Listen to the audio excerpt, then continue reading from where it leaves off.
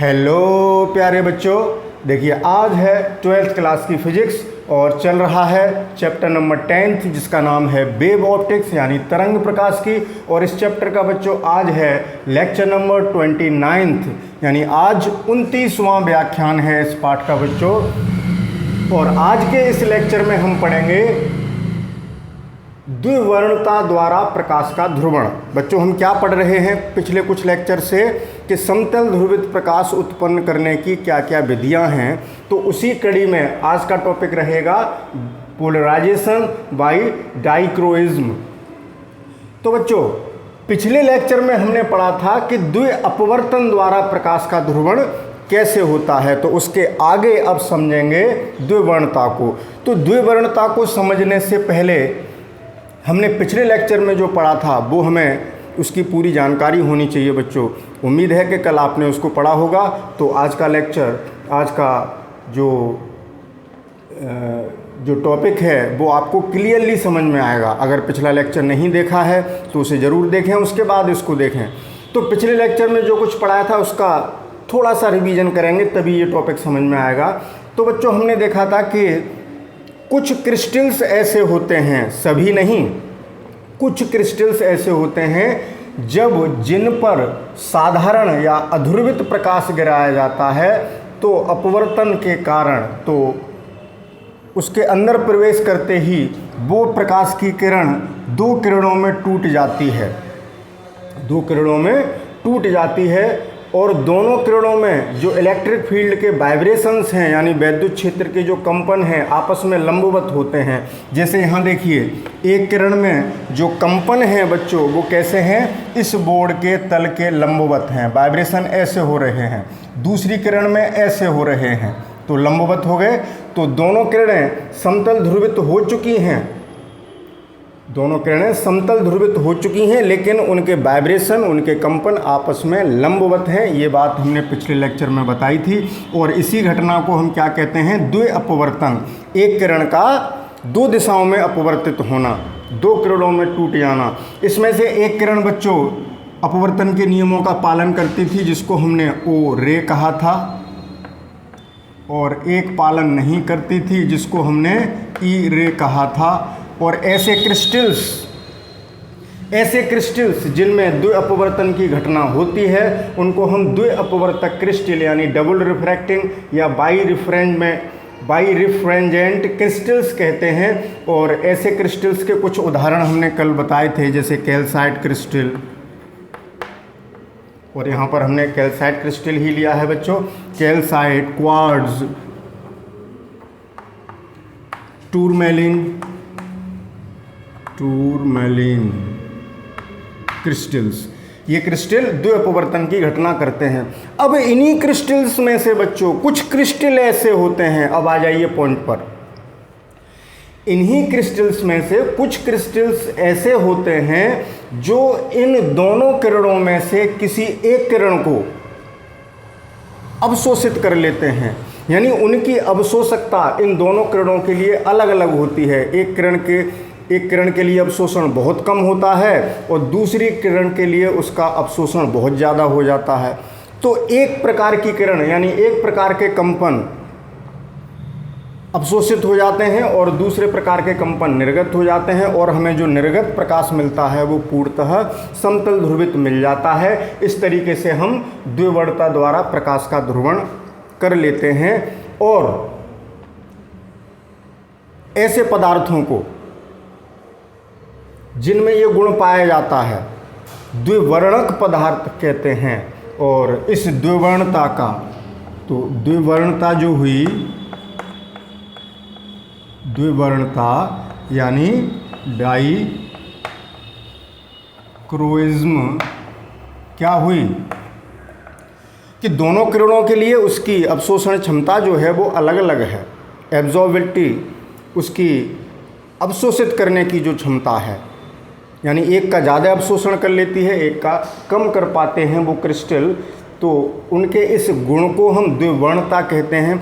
या एक तरीके से कह सकते हैं कि द्वि अपवर्तक क्रिस्टल्स के सिलेक्टिव एब्जॉर्प्शंस को, वर्णात्मक अवशोषण को हम द्विवर्णता कहते हैं। अभी और डिटेल में फिगर से बताएंगे। अभी तो एक पिछले लेक्चर से इस लेक्चर को जोड़ने की कोशिश कर रहे हैं बच्चों। तो द्विवर्णता एक तरीके से डिफाइन करें तो क्या क्या कहेंगे? द्विअपवर्तक क्रिस्टल्स के या पदार्थों के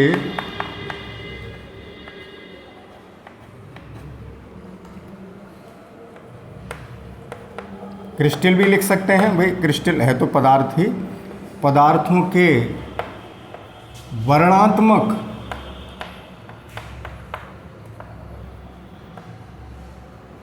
अवशोषण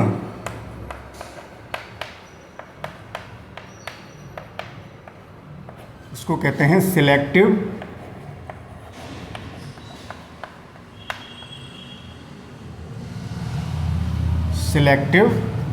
एब्जॉर्प्शन।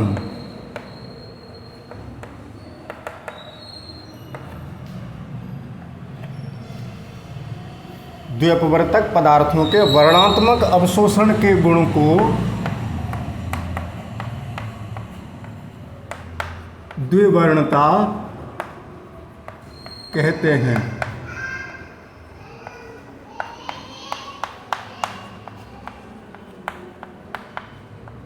ठीक है, तथा आगे लिख दें यहाँ से, इस सीध से जगह है, तथा ऐसे पदार्थों को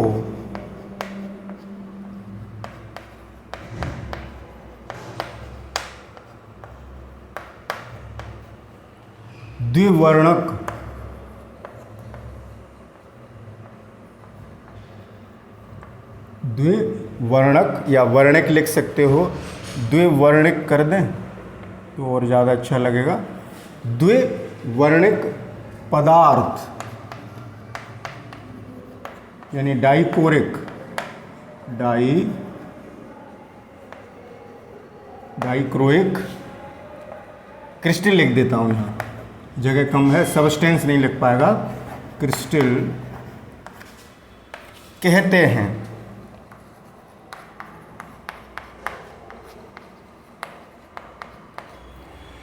ठीक है बच्चों, तो बात समझ में आ गई होगी।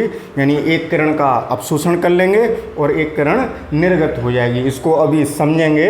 तो अभी हमने क्या कर लिया बच्चों, पिछले टॉपिक से इस टॉपिक को जोड़ के समझने की कोशिश की, क्योंकि द्विवर्णता द्विअपवर्तन की घटना जो क्रिस्टल करते हैं उन्हीं क्रिस्टल्स का एक वर्ग है।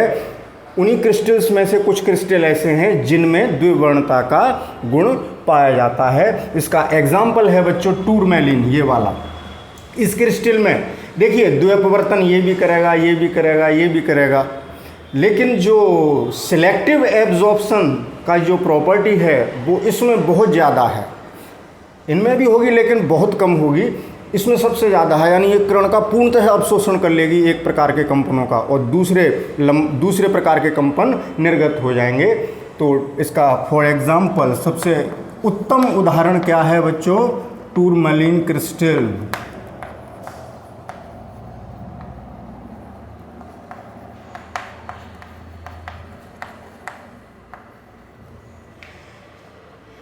तो डेफिनेशन से समझ में आ गई। अब ये होता कैसे है उसको समझ लेते हैं। तो ये तो बच्चों द्विअपवर्तन था, आप ये मत समझ लेना सर ने ये द्विवर्णता समझाई है। ये क्या समझाया था? द्विअपवर्तन।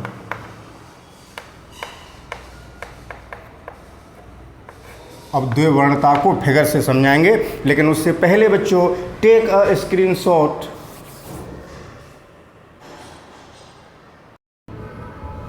तो बच्चों अब द्विवर्णता को समझते हैं। जैसे टूरमैलिन क्रिस्टल हमने बताया था एक द्विवर्णक क्रिस्टल है। तो हम एक काम करते हैं बच्चों, जैसे हम उसका एक क्रॉस सेक्शन दिखा रहे हैं। एक जैसे हमने ये टूरमैलिन क्रिस्टल लिया, उसका क्रॉस सेक्शन दिखा रहे हैं।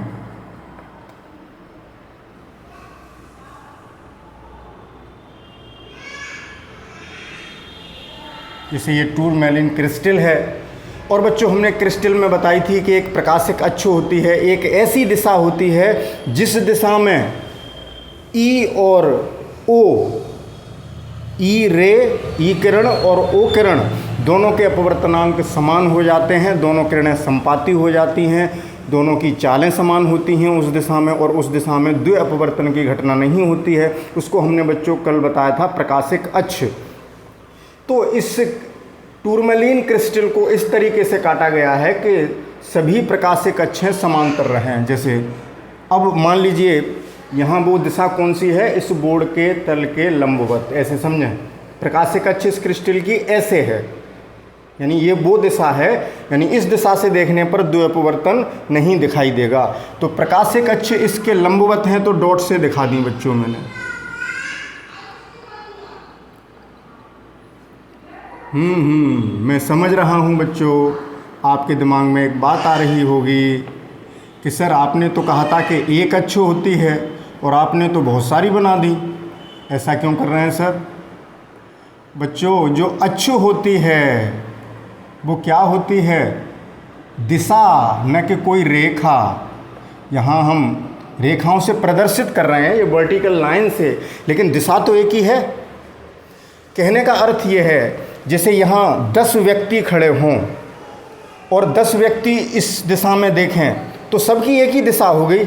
तो 10 व्यक्ति हैं लेकिन एक ही वस्तु को देख रहे हैं, मतलब एक ही, जैसे पूर्व दिशा में देख रहे हैं तो दिशा तो एक ही हुई, यानी ये दिशा एक ही है।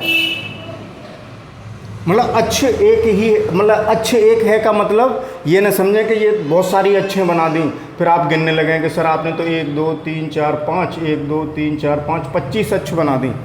ऐसा नहीं है, ये सब एक ही दिशा है, ये सब प्रकाशिक अक्ष हैं, ऑप्टिक एक्सिस हैं, ठीक है ना। तो दिशा एक ही दिशा में है ना बच्चों, हैं तो ये सब एक ही दिशा में, सब ऐसे ही हैं, सब लंबवत हैं। तो ये प्रकाशिक अक्ष इस तरीके से काटा गया है कि सब प्रकाशिक अक्ष हैं, समांतर रहें बच्चों। अब इस पर हम एक अध्रुवित प्रकाश गिराते हैं। क्या गिराते हैं? एक साधारण प्रकाश या अध्रुवित प्रकाश। तो अध्रुवित प्रकाश बच्चों कैसा होता है? ऐसा, वहाँ जगह कम है, वाइब्रेशंस सभी दिशाओं में होंगे। तो इन वाइब्रेशंस को हम 2 घटकों में विभाजित कर सकते हैं, एक बोर्ड के तल में और एक बोर्ड के तल के लंबवत। तो हम ये बात कई बार बता चुके हैं कि उस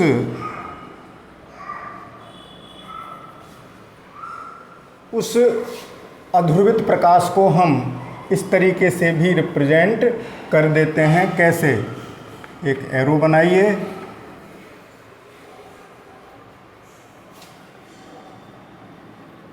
छोटा कर लें थोड़ा सा, और ये लंबवत कंपन हो गया, डॉट बनाइए, ठीक। ये अध्रुवित प्रकाश इस पर आपतित हो रहा है। तो अब आगे क्या होगा बच्चों? ये टूरमैलीन क्रिस्टल, ये क्या है? टूरमैलीन क्रिस्टल का क्रॉस सेक्शन दिखाया है। तो ये क्या करेगा बच्चों? ये प्रकाशिक अक्षों के लंबवत जो कंपन होंगे उनको पूर्णतः अवशोषित कर लेगा और उन्हीं को पार होने देगा जो इन अक्षों के समांतर हैं, वो निर्गत हो जाएंगे।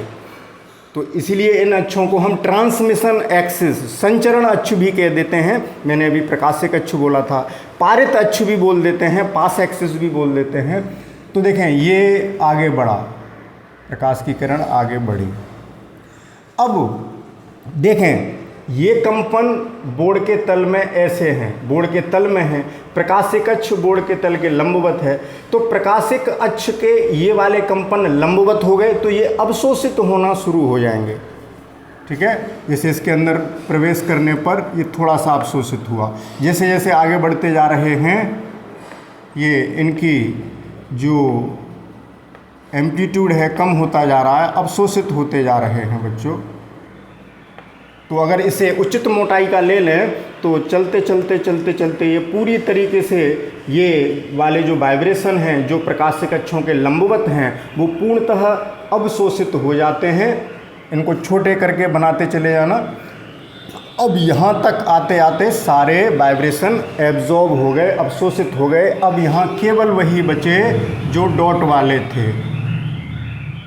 तो जो निर्गत किरण होगी इससे निकलने वाली, उसमें केवल कौन से वाइब्रेशन होंगे बच्चों? जो कि इस बोर्ड के तल के लंबवत हैं और इन प्रकाशिक अक्षों के समांतर हैं। प्रकाशिक अक्ष भी बोर्ड के तल के लंबवत है, ये कंपन भी बोर्ड के तल के लंबवत हैं, तो पैरेलल हैं, तो ये हमें समतल ध्रुवित प्रकाश प्राप्त हो गया।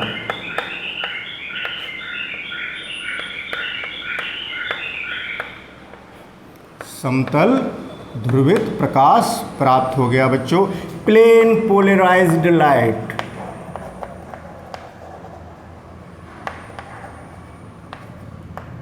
प्राप्त हो गई। तो आपने अब समझ लिया होगा कि द्विवर्णता क्या है। यही गुण क्या कहलाता है बच्चों? द्विवर्णता कहलाता है। तो आपने अपनी बुक्स में देखा होगा, वहाँ ये तो हमने समझाने के लिए ये बना दिया था। अब बोर्ड पर देखूँ मैं, ये छोटे आपको दिखाई दे रहे हैं, छोटे होते जा रहे हैं, हाँ दिख रहे हैं। यानी ये जो वाइब्रेशन है बच्चों, इनका एम्पलीट्यूड आयाम छोटा करते जाना, छोटा करते जाना, ठीक है। और यहाँ बिल्कुल ख़त्म हो गया। तो अब बात करते हैं जैसे टूरमैलिन क्रिस्टल। अब इसी बात को हम जब कॉपी पर बनाते हैं, जब हम पोलराइजेशन पढ़ते हैं, तो ऐसे बनाते हैं कि आपने देखा कि जैसे ये टूरमैलिन क्रिस्टल है,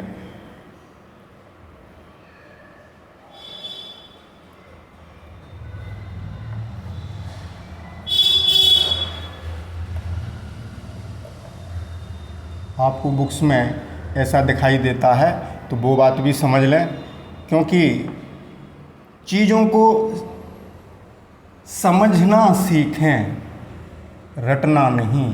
तो ये टूरमैलिन क्रिस्टल इस तरीके से काटा गया है कि इसकी जो प्रकाशिक अक्ष है वो इसी के तल में है। यानी ये नहीं कि प्रकाशिक अक्ष ऐसे हो, तिरछी हो, इसी के तल में है, इस तरीके से काटा है। बात समझ रहे हैं?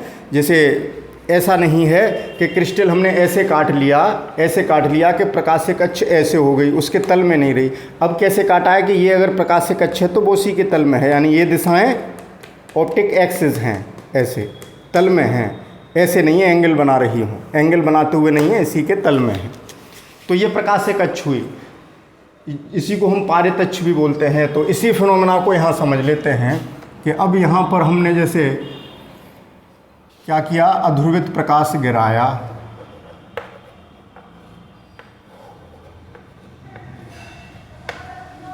तो बच्चों इस अध्रुवित प्रकाश को हम इसके तल के लंबवत और इसके तल में दो भागों में विभाजित कर सकते हैं।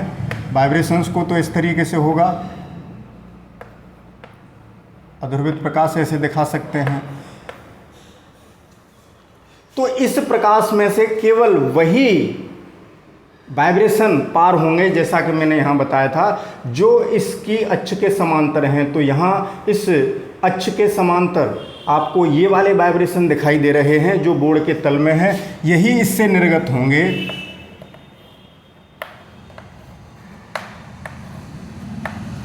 ठीक है, यही निर्गत होंगे। और ये डॉट वाले कैसे हो गए बच्चों? ये लंबवत हो गए, इस बोर्ड के लंबवत, तो वो इससे अवशोषित हो जाएंगे, जैसे कि हमने यहाँ समझाया था। तो इस फिनोमेना को हम ऐसे करके दिखा देते हैं, बुक्स में आपको ऐसा मिलेगा। और बच्चों होता क्या है अब समझें। जो द्विवर्णता है, अभी हमने द्विवर्णता बताई, जो द्विवर्णक पदार्थ हैं जैसे टूरमैलिन है, या ये द्वि अपवर्तक जो क्रिस्टल होते हैं जिनसे हम समतल ध्रुवित प्रकाश उत्पन्न करते हैं, जैसे टूरमैलिन है, कैल्साइट है, क्वार्ट्ज है, ये प्रैक्टिकली बच्चों आकार में बहुत छोटे होते हैं। इनको बड़ा साइज प्राप्त करना संभव नहीं है। इसलिए हम जो संकीर्ण प्रकाश पुंज है, नैरो, उसका तो ध्रुवण कर लेते हैं। अब मान लो एक बहुत चौड़ा बीम आ रहा है लाइट का, बहुत ब्रॉड, ठीक है ना, बहुत विस्तृत प्रकाश पुंज है, तो हम क्या करेंगे? तो उसके लिए बच्चों इसी सिद्धांत पर आधारित एक आर्टिफिशियल डिवाइस बनाई गई है, जिसको हम पोलरॉइड कहते हैं। क्या कहते हैं? इसकी चर्चा पिछले लेक्चर्स में भी हो चुकी है, पोलरॉइड। तो ये पोलरॉइड भी बच्चों किस पर काम करते हैं? द्विवर्णता के सिद्धांत पर। ये भी डाइकोडिज्म पर ही काम करते हैं बच्चों। ये पोलरॉइड जैसे टूरमैलिन कर रहा है, वैसे ही पोलरॉइड ये भी क्या करते हैं? पोलरॉइड एक प्रकार के वाइब्रेशन वाली किरण का अवशोषण कर लेते हैं और दूसरी प्रकार के वाइब्रेशन वाली किरण को निर्गत कर देते हैं, जैसा कि यहाँ है। तो ये आकार में बहुत बड़े बड़े बनाए जाते हैं। चलिए इसकी चर्चा हम अगले लेक्चर में करेंगे, क्योंकि आपके बोर्ड एग्जाम में क्वेश्चन आता है कि पोलेरॉइड क्या हैं, इनके क्या उपयोग हैं, इससे हम प्रकाश का संसूचन कैसे करते हैं, तो ये क्वेश्चन अक्सर आता है। तो इसकी डिटेल के लिए बच्चों हम एक अलग से वीडियो बनाएंगे, यानी कल के लेक्चर में बात करेंगे। आज केवल ये समझ लें कि द्विवर्णता का जो एग्जाम्पल है, मैंने अभी लिखा था कि द्विवर्णता का एग्जाम्पल टूरमैलिन लिखा था, उसमें आप पोलेरॉइड भी लिख देना। ये भी पोलेरॉइड, लेकिन एक्चुअली पोलेरॉइड बनाए जाते हैं आर्टिफिशियली। तो पोलेरॉइड भी द्विवर्णता के सिद्धांत पर काम करते हैं और इनमें भी ट्रांसमिशन एक्सिस होती है, जैसे कि पीछे आप पढ़ चुके हैं बच्चों। जैसे ये पोलेरॉइड है, ये उसकी प्रकाशिक अक्ष है। इसमें इस तरीके से इसको बनाया गया है कि प्रकाशिक अक्ष समांतर रहें। तो इस पर जब अध्रुवित प्रकाश गिराते हैं, ये पीछे ये भी बता चुके हैं, तो अध्रुवित प्रकाश के वही वाइब्रेशन और वही घटक इससे पास होते हैं जो इनकी प्रकाशिक अक्ष के या पारित अक्ष के पास एक्सिस के समांतर हैं। तो यही कंपोनेंट, और बाकी की जो अगर इस बाकी के जो तिरछे वाइब्रेशन हैं उनको हम इसके पैरेलल और बोर्ड के तल के लंबवत अवयवों में तोड़ें, तो बाकी के जो वाइब्रेशन बचे या जो घटक बचे वो इसके अक्ष के लंबवत हो गए। इसकी अक्ष बोर्ड के तल में है और ये वाइब्रेशन डॉट वाले लंबवत हैं, तो इन लंबवत कंपनों का ये अवशोषण कर लेते हैं द्विवर्णता के सिद्धांत के आधार पर, और हमें ठीक इसी तरीके से यहाँ भी क्या मिल जाता है, प्लेन पोलराइज्ड लाइट। ये क्या है बच्चों, समतल ध्रुवित प्रकाश।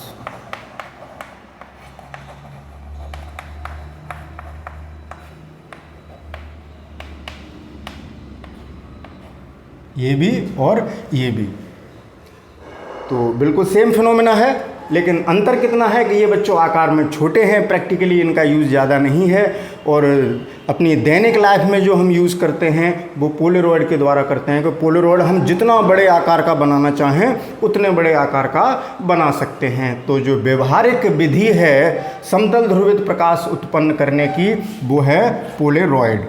और टूरमैलिन क्रिस्टल क्या है बच्चों, ये भी द्विवर्णक पदार्थ है, ये भी क्रिस्टल है, लेकिन इससे हम एक संकीर्ण प्रकाश पुंज को ही क्या कर सकते हैं, समतल ध्रुवित कर सकते हैं। तो बच्चों ये रहा द्विवर्णता द्वारा प्रकाश का ध्रुवण। उम्मीद है कि ये समझ में आ गया होगा आपको। अब अगली विधि भी आज ही पढ़ लेते हैं बच्चों, बहुत छोटी सी विधि है कि हम प्रकीर्णन द्वारा भी प्रकाश का ध्रुवण कर सकते हैं, लेकिन उससे पहले इसका एक स्क्रीनशॉट ले लीजिए बच्चों। हाँ तो बच्चों अब आगे चलते हैं।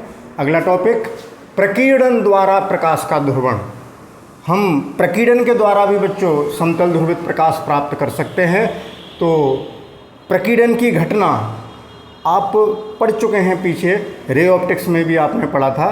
प्रकीर्णन क्या होता है पहले थोड़ा सा समझ लें कि जैसे बच्चों सूर्य से आने वाला प्रकाश छोटे छोटे सूक्ष्म कणों, वायुमंडल में स्थित सूक्ष्म कणों जैसे धूल के कण हैं या जो गैसों के अणु हैं, परमाणु हैं, इन सूक्ष्म कणों से, धूल है, धुआं है, इनके कण बहुत छोटे छोटे होते हैं गैसों के, जैसे नाइट्रोजन गैस का अणु, ऑक्सीजन गैस का अणु।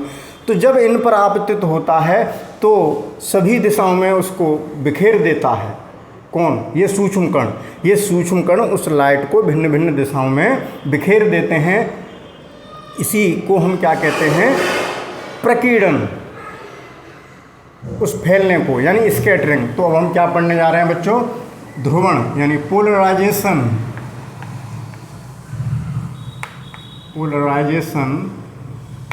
ऑफ लाइट, या लाइट नहीं लिख रहा, वो तो अंडरस्टूड है, पोलराइजेशन बाय स्कैटरिंग। प्रकीर्णन को क्या कहते हैं बच्चों, स्कैटरिंग।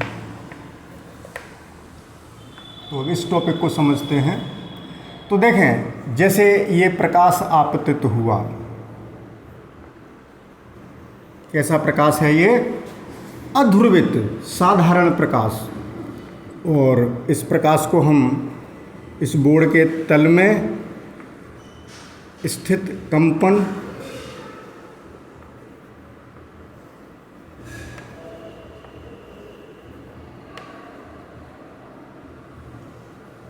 और बोर्ड के तल के लंबवत कंपनों में वियोजित करके अध्रुवित प्रकाश को ऐसे दिखा सकते हैं। हजारों बार ये बात मैं बता चुका हूँ। तो ये प्रकाश जब किसी अणु से टकराता है, जैसे बच्चों मैंने ये अणु बना दिया, या ये सूक्ष्म कण है, ये कण कुछ भी हो सकता है, धूल का कण या नाइट्रोजन का अणु या ऑक्सीजन का अणु या धुएं का कण। तो अब क्या होगा कि ये लाइट को बिखेर देगा। होता क्या है बच्चों, क्यों बिखर जाती है लाइट? ये जो प्रकाश है वो अवशोषित कर लिया जाता है, इलेक्ट्रॉन उसको अवशोषित कर लेते हैं और इलेक्ट्रॉनों के फिर वो इलेक्ट्रॉन्स वाइब्रेशंस के द्वारा उस प्रकाश को सभी दिशाओं में रेडिएट कर देते हैं। ठीक है ना? तो अगर इस लाइट को सब दिशाओं में बिखर गई है, लेकिन अब होगा क्या, जो लंबवत दिशा में प्रेक्षक देखेगा, स्कैटरिंग सभी दिशाओं में हो रही है, लेकिन इसके लंबवत दिशा जैसे मैंने ये बना दी, ये 90 का एंगल बना, तो इस दिशा में से देखने पर उसको समतल ध्रुवित प्रकाश ही दिखाई देगा, यानी इसमें केवल एक प्रकार के वाइब्रेशन होंगे।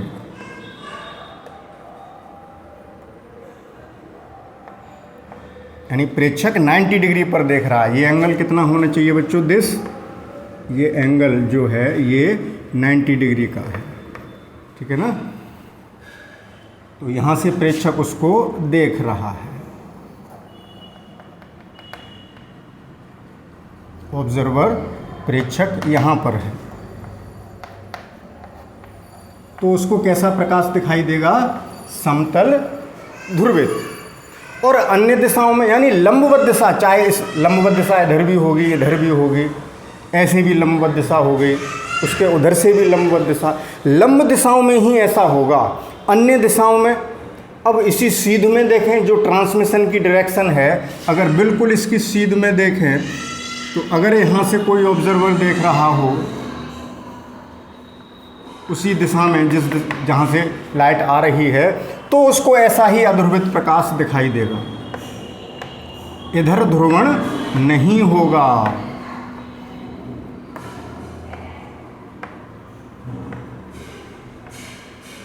तो ये प्रकाश कैसा है बच्चों? समतल ध्रुवित।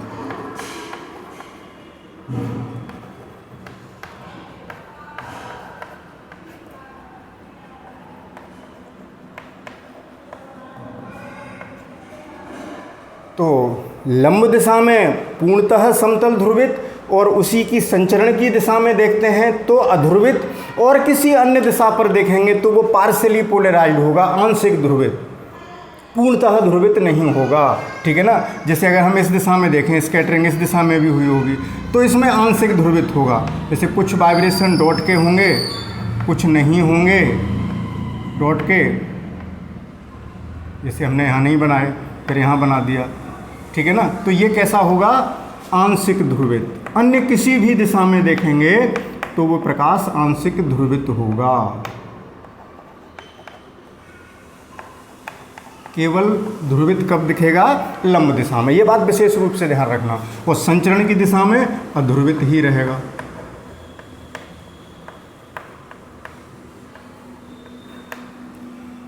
तो ये रहा बच्चों प्रकीर्णन के द्वारा प्रकाश का ध्रुवण।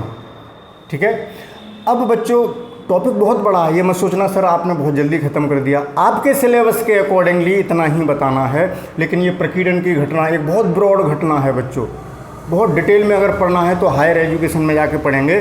तो इसका गहन अध्ययन बच्चों भारतीय वैज्ञानिक सीवी रमन, आपने नाम सुना होगा, सीवी रमन, इस प्रकीर्णन की घटना का अपने देश के वैज्ञानिक सीवी रमन, चंद्रशेखर वेंकट रमन ने इसका गहन अध्ययन किया था अपने सहयोगियों के साथ, और इसी सन 1920 के आसपास।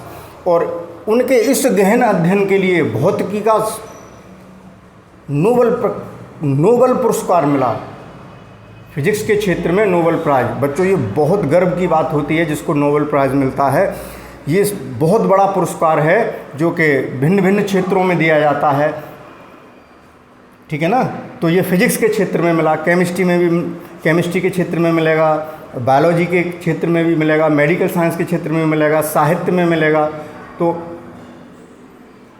इनको फिजिक्स में मिला, क्योंकि ये वैज्ञानिक थे भाई, फिजिसिस्ट थे, भौतिक वैज्ञानिक थे। तो सीवी रमन जी को कब मिला था नोबेल प्राइज़? 1930 में। ये बात किसके लिए? प्रकीर्णन के गहन अध्ययन के लिए।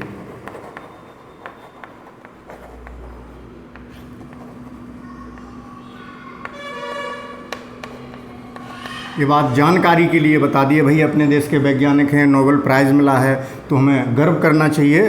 तो प्रकीर्णन के गहन अध्ययन के लिए।